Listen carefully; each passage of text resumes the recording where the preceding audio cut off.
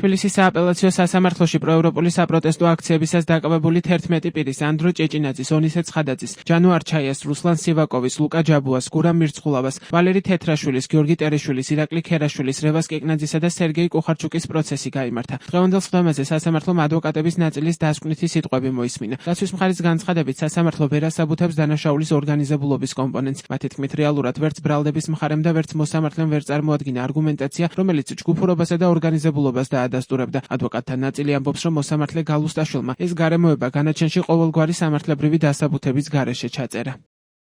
მორიგის სხდომა ორ მარტს გაიმართა, სადაც დარჩენილი ადვოკატები დასკვნით სიტყვას იტყვიან. თბილისის საქალაქო სასამართლოს გამომტყუნებელი განაჩენი, როგორც დაცვის, ასევე ბრალდების მხარის გასაჩივრებული აქვს. მსჯავრდებულების ადვოკატებს მიაჩნიათ, რომ თბილისის საქალაქო სასამართლოს მოსამართლე ნინო გალუსტაშვილის გამომტყუნებელი განაჩენი უკანონო და დაუსაბუთებელია. გალუსტაშვილმა მათ მიმართ წაყენებული ბრალი ორგანიზებულ ჯგუფურ ძალადობაში მონაწილეობას სისხლის სამართლის კოდექსის 226 მუხლზე გადააკვალიფიცირა, რაც ჯგუფური მოქმედების ორგანიზებას ან ორგანიზებულ ჯგუფურ მოქმედებაში მონაწილეობას გულისხმობს, რაც უხეშად არღვევს საზოგადოებრივ წესრიგს. მსჯავრდებულებს ორ-ორი წლით თავისუფლების აღკვეთა აქვთ მისჯილი. დაცვის მხარეს სააპელაციო საჩივარში პირველი ინსტანციის სასამართლოს განაჩენის გაუქმებას და გამომართლებელი განაჩენის გამოტანას ითხოვს. პროკურატურა კი მსჯავრდებულების დამნაშავე ცნობას თავდაპირველად წარდგენილი მუხლით მოითხოვს, რომელიც 4-დან 6 წლამდე თავისუფლების აღკვეთას ითვალისწინებს. არც ერთი დაკავებული ბრალს არ აღიარებს.